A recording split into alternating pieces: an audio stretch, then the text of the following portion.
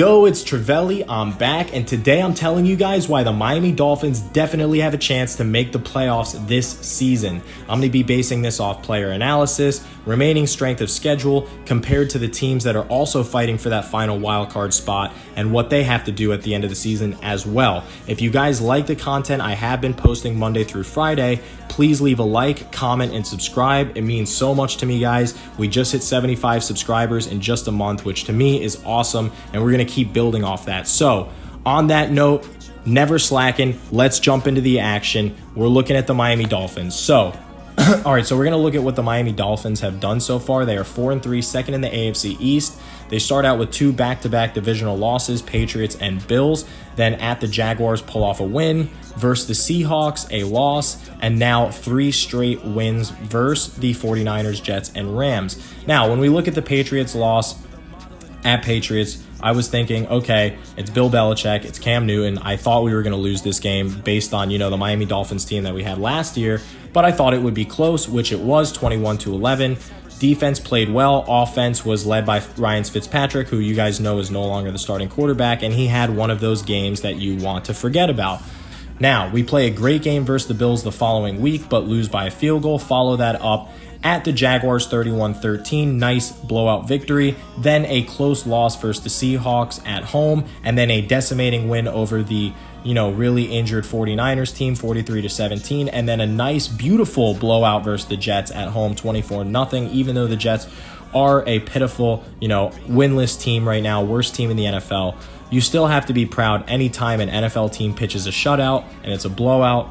That is something to be happy about, and to follow that up with a defensive performance like they did versus the Rams at home this week, you really have to be happy with the Dolphins sitting at 4-3, second in the AFC East. Let's take a look at some of the players and what they've done. Obviously, Tua Tagovailoa gets his first start in the NFL yesterday. Doesn't have the best performance in the world, 100 yards passing, no interceptions, but a fumble on his very first play in the NFL as a starter. However, blame that on the offensive line, please, because Tua did have the wherewithal to try and get rid of the ball within that internal clock in his head, but just a few milliseconds too late, and it's a forced fumble. So what you have to look at there is he at least knows that he has an internal clock to get rid of the ball. However, if the offensive line would have held up for 0.5 more seconds, that fumble never happens, and no one's complaining about that. So at least we know Tua Tagovailoa has showed some great things in the first game, accuracy, great pocket awareness, and the Dolphins' offensive line and skill players still have to get used to the fact that he's a left-handed quarterback, and Ryan Fitzpatrick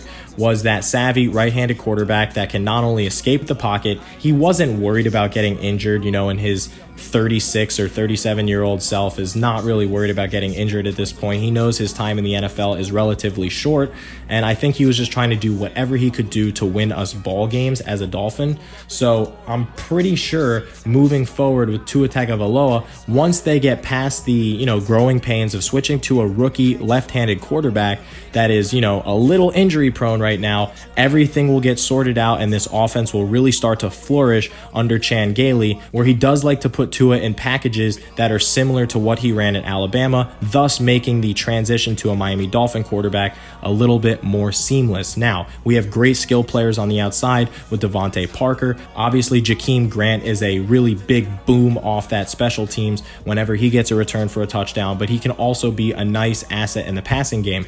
Myles Gaskin definitely going to need some help in that running back core next year. I do not believe Howard or Breida is the backup answer that we need. I believe all three of those players are really third down backs.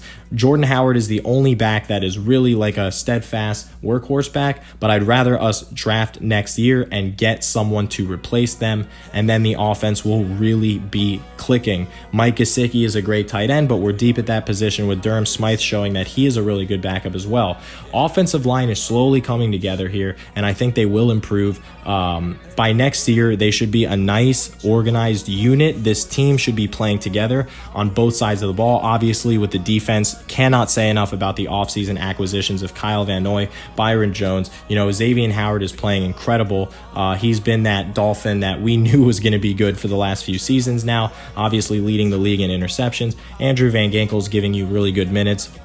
And all around, I'm really impressed with this defense. So We know the Dolphins have enough talent to get it done. Now, let's look at what the Miami Dolphins have to do for the rest of the season to get that final wildcard spot. They're going to be playing at Cardinals, at home versus Chargers, at Broncos, at Jets, at home versus Bengals, at home versus Chiefs, at home versus Patriots, at Raiders, and at Bills to end the season. I see a couple of marquee matchups here, but let's just go through them all really quickly because we have a lot of other content to cover. I believe we're going to lose at the Cardinals. It'll be a close game, and I could break that down for 20 minutes, but really what it's going to come down to is Kyle Kingsbury's offense versus the Miami Dolphins defense and the ability to move the ball more consistently. I think the Cardinals can just do that a little bit better right now, but it should be a close game. So I'm going to have us losing that, winning at home versus the Chargers, winning on the road at the Broncos, winning on the road at the Jets, and beating Joe Burrow at home versus the Bengals. That will be that 4-win streak that the team really needs for a confidence boost moving into that home game versus the Chiefs, which I do believe we're going to lose. We're not going to beat the Chiefs at home, probably, but we will beat the Patriots the week after. And then that pivotal marquee matchup that I was talking about at the Raiders. This is going to be for everything, guys. We definitely have to win that Oakland game. And then if we win that Oakland game, that might allow us the leniency to lose the Buffalo game and still make the playoffs. That would be a 10-6 record if things go the way I said. Loss at Cardinals, loss at home versus the Chiefs, and a loss on the road at the Bills will cap off a 10-6 record. And I do believe that's good enough to get into the playoffs when the playoff committee extended the playoffs to 7 teams now. There's that extra wild card spot, so I do believe 10-6 should be good enough to get us to the promised land as a wild card. Now, we are in a very similar position to the Las Vegas Raiders as well as the Cleveland Browns. The Las Vegas Raiders are 4-3, just like the Dolphins, second in the AFC West. Dolphins are second in the AFC East. These teams are actually like mirror images. If you think about it, I do not believe the Vegas Raiders will catch the Chiefs for the division crown, and I do not believe the Dolphins will do the same. So both teams are fighting for a wild card spot with the same record, and they play each other a week before the end of the season. So that is setting up for quite a great matchup toward the end of the season. Same thing with the Browns. They are 5-3, but they are third in the AFC North, which really won't affect much if they finish with a good record. 3 teams from that division can all go to the playoffs, and that final wild card spot could still go to the Raiders or the Dolphins. So this is definitely something to keep our eye on. We should break down the Vegas Raiders schedule for the remainder of the season. They play at the Chargers versus the Broncos versus the Chiefs, at Falcons, at Jets versus Colts versus Chargers versus Dolphins, and at Broncos. All right, so I'm going to have the Vegas Raiders dropping a game at the Chargers next week. Herbert has been getting the worst luck in the world, but he's been playing incredible. His bad luck is going to end next week. They're going to get a victory at home versus the Vegas Raiders. I truly believe that. So they're going to drop the Charger game. They're going to drop the Chief game. I believe they're going to drop the Dolphin game. And if they drop that Dolphin game, they can win the rest of those games, finish 10-6. And because they lose to the Dolphins, that would eliminate them from the playoffs due to a tiebreaker. So that is how the Dolphins can beat the Raiders out for that final wildcard spot. And the same thing goes for the Browns. Obviously, this team has to play at home versus the Texans, at home versus the Eagles, on the road at the Jags, at Titans, Ravens at home, at Jets, at Giants versus Steelers at home. So when we're looking at that schedule, a lot of tough teams here. Going on the road at the Titans, I believe that's a loss. At home versus the Ravens, I believe that's a loss.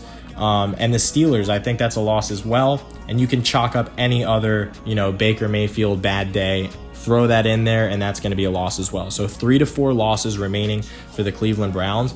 Okay, now we have to look at the Tennessee Titans and the Indianapolis Colts, okay? Both of these teams are tied for first place in the AFC South at 5-2, and neither have played each other yet. So this is a perfect tie heading down the stretch. How is it going to play out? Well, I do believe the Tennessee Titans are going to win the division, and I have the Indianapolis Colts actually having a string of bad games here where they might not even make the playoffs at all. The Dolphins, the Raiders, and the Browns could very well be those 3 wildcard spots, and I'll tell you why right now. The Indianapolis Colts are most likely going to struggle with the Ravens at home, the Titans on the road, the Packers at home, the Titans at home, at the Raiders, at the Steelers. Those are all difficult games that, you can easily say is a 50-50 or less chance to win those games. I believe the Colts will lose the Ravens game. They'll lose one of the Titans games. They will lose the Packers game. I believe they'll lose on the road at Raiders. And I believe they will lose at Pittsburgh. That's 5 more losses, putting them at 9-7. All of these teams are going to be jumbled up around 9-7 or 10-6. This is going to be an incredible playoff race coming down the stretch, and I'm putting Miami right in the thick of it. Right now, ESPN gives them a 38% chance to make the playoffs, past this last week's win with Tua as the quarterback. It certainly seems to be the situation now, because they still have a 15% chance to win the division, and we're already in week 9. So there you have it, guys. I'm going to say the Miami Dolphins are going to make the playoffs this year, either as a 6 or a 7 seed, depending on the tiebreakers and the seeding. But guess what, Fins fans? We are making the playoffs this year, and it's just been a long time coming. I think the last time we made the playoffs was the 2016-17 season. So, hey, 4 years it's been coming in the making, and here we go, guys. We're going to the playoffs. So, if you appreciate this content, please leave a like, please leave a comment, please leave a subscribe, and as always, peace. You could wait your whole life for the time to ball. I waited long enough and now I got my number called. Bingo.